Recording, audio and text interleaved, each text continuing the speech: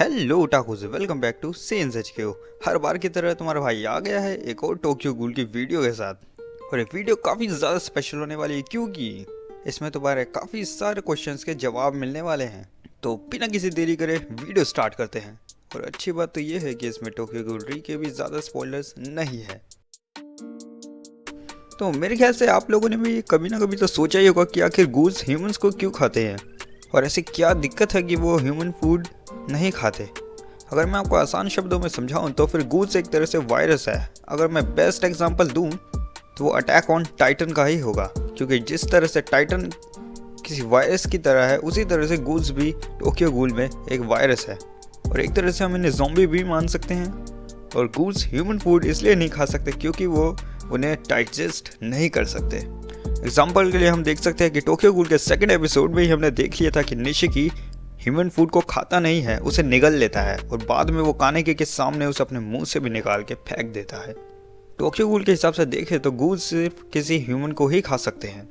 तो अगर मैं आपसे पूछूं कि जूजो के कुइंके के बारे में आप में से कितनों को पता है कि वो जेसन के कागुने से बना है, तो आप में से 40% लोगों को ही ये बात पता होगी।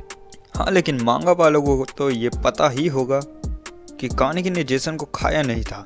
जेसन इतना ज़्यादा कम स्ट्रेंथ में था कि वो अपने आप को पूरी तरह से हील भी नहीं कर सकता था, इसलिए वो वहाँ से जा ही रहा था। इतने में ही जूजो ने उसे देख लिया।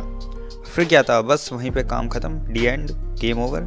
और जो क्विंके हम जूजो के पास आज देखते हैं, या फिर कहूँ कि वो उसका फेवरेट क्विंके है, वो जेसन से ही बना है। तो आप में से भी कई लोगों का ये क्वेश्चन होगा कि गूल्स कॉफ़ी ही क्यों पी सकते हैं। तो इसका एग्जैक्ट आंसर तो मुझे भी नहीं पता, लेकिन मुझे ये पता है कि वो गूल्स पानी की तरह ही लिक्विड फॉर्म में कॉफ़ी को भी पी सकते हैं। लेकिन ज़रूरी नहीं है कि वो हर एक लिक्विड फॉर्म को, जैसे कि टी पी सके, वो टी नहीं पी सकते।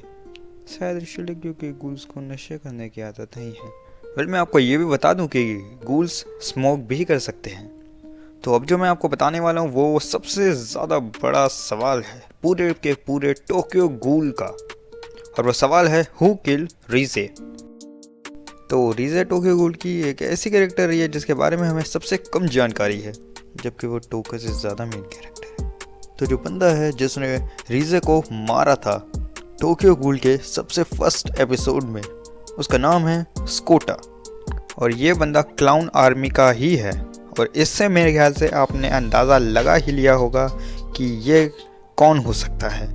और हाँ, आप जो सोच रहे हैं ये वही है, वही बंदा ये टोक्यो गूल के इतिहास के सारे काले कारनामों के पीछे था। एक नंबर का फुरुटा उर्फ निमुरो फुरुटा।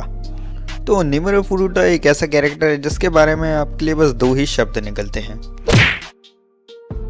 मैं आपको ये बात बता ही रहा हूँ तो मैं इसके साथ आपको ये भी बताना चाहूँगा कि फुरुटा ने रीजे को इसलिए मारा क्योंकि उसने उसे रिजेक्ट कर दिया था। दूसरी तरह से कहूँ तो रीजे ने उससे मज़े लेके उसे छोड़ दिया, इसलिए फुरुटा ने उसे मार दिया। और रीजे उस टाइम पे टॉप 5 गोल्स में आती थी। तो आप सोच ही रह सकते हैं कि कानेकी को कितनी ज़्यादा पावरफुल पावर मिली थी उस टाइम। तो हम बात करते हैं सीसीजी की ऑफिशियल गूल रेटेड लिस्ट के बारे में। तो मैं आपको सभी के बोल के तो नहीं बता सकता, लेकिन आप पॉज करके रीड कर सकते हैं। फिर भी मैं आपको मेन कैरेक्टर्स के बारे में बता देता हूँ, जैसे कि तो एसएस रैंक्ड गूल में ईटो योशिमुरा और हमारा नॉन किलिंग आउल योशिमुरा भी है। और कमाल की बात तो ये है कि इसमें रोमा भी है। इससे आप ये अंदाज़ा लगा सकते हैं कि वो कितनी ज़्यादा पावरफुल है।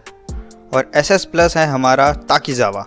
और कानेकी की बात करूँ तो कानेकी इस लिस्ट में काफ़ी नीचे है। तो कानेकी को एसएस रैंक्ड में रखा गया है, लेकिन हम सभी जानते हैं कि वो उससे काफ़ी ज़्यादा डिजर्व करता है। तो आप सभी के दिमाग में ये ज़रूर क्वेश्चन आया होगा कि आखिर कानेकी मर गया कैसे, क्योंकि आपने कई बार सुना होगा कि कानेकी के बारे में बोलते हैं कि कानेकी मर गया है। तो मैं आपको ये बता दूं कि कानेकी सच में मर गया था।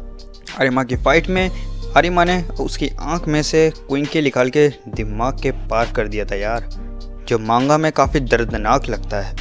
इसलिए उसका पूरा ब्रेन बुरी तरह से डैमेज हो चुका था। और रीजनरेशन पावर की मदद से उसका रीजनरेट हुआ जब ब्रेन, तो उसे हाइसे नाम दे दिया गया, क्योंकि इस हादसे के बाद वो अपनी पुरानी मेमोरीज थोड़ी थोड़ी धुंधली हो गई थी, लेकिन धीरे धीरे करके उसे अपनी पुरानी बातें याद आ जाती हैं। तो ये वीडियो यहाँ पे ख़त्म होती है, लेकिन मैं तुमसे एक बात पूछना चाहूँगा।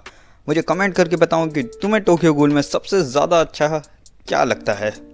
मतलब अगर तुम्हारा टोक्यो गूल फेवरेट है तो उसमें तुम्हारे सबसे बेस्ट कोई ऐसी बात बताओ जिसकी वजह से तुम्हें वो बेस्ट लगता है। और इस वीडियो का पार्ट 2 भी आएगा जो होगा टोक्यो गूल री के ऊपर, क्योंकि इसमें मैंने टोक्यो गूल के बारे में काफ़ी बात करी है और टोक्यो गूल री को तो मैं भूल ही गया, लेकिन नहीं भूला मैं, क्योंकि उसकी बात तो हम नेक्स्ट पार्ट में करने वाले हैं। अच्छी बात यह है कि जिन्होंने टोक्यो गूल री नहीं देखा ये वीडियो वो आराम से देख सकते हैं, तो उनके लिए काफ़ी अच्छी है ये वीडियो, देख लेना और सब्सक्राइब कर देना और लाइक करना है तो करना, नहीं तो यार तुम तो करते ही नहीं हो, तुम्हें इतनी बार कहा है। इंस्टाग्राम पे फॉलो करने के लिए क्यों नहीं करते हो यार, करो, मैं कहता हूँ अभी जाओ करो। मैं इंस्टाग्राम पे कुछ स्पेशल पोस्ट करना चाहता हूँ लेकिन यार तुम सपोर्ट ही नहीं दिखाते, मतलब मुझे शर्म आती है, फिर डिलीट करनी पड़ती है। तो चलो फिर मिलेंगे आपसे मैं नेक्स्ट वीडियो में, ये रोना धोना बंद करो। सी यू सायोनारा, बाय बाय।